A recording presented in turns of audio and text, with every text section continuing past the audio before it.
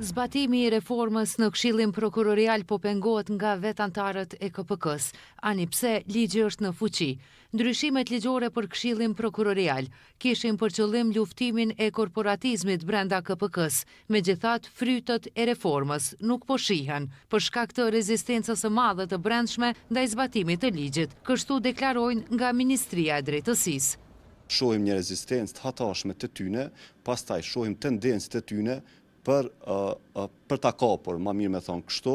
vetë Këshillin Prokurorial apo pozitat të caktuara brenda Këshillit Prokurorial. Dhe ne, mi thonë të drejtën, pikërisht kemi synu përmes kësaj reforme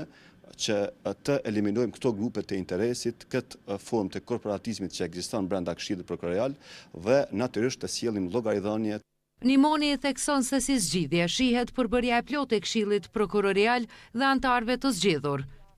Ka mbet me u kompletu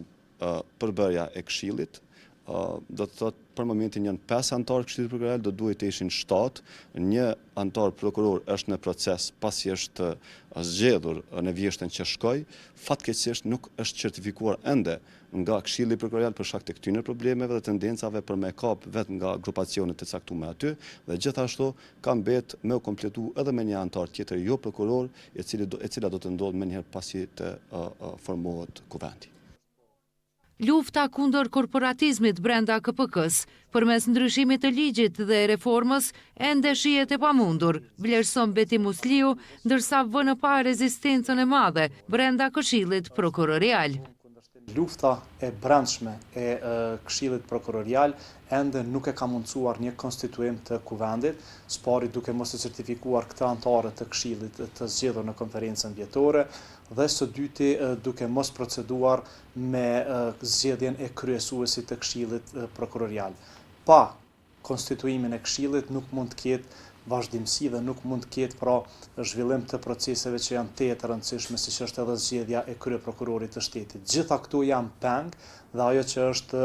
e papranueshme është fakti që jemi ende duke u qeverisur në Këshill Prokurorial me ushtrues të detyrës së kryeprokurorit të shtetit. Pasqyra e zhvillimeve në KPK është bërë objekti kritikave nga ana e Bashkimit Evropian për shkak të veprimeve të këtij këshilli për ta shtyrë procesin e reformës, e që si pasojë janë zvarritur shumë procese të rëndësishme. Për zhvillimet në KPK, pavarësisht kërkesës së RTK-s për prononcim, deri më tani nuk ka përgjigje.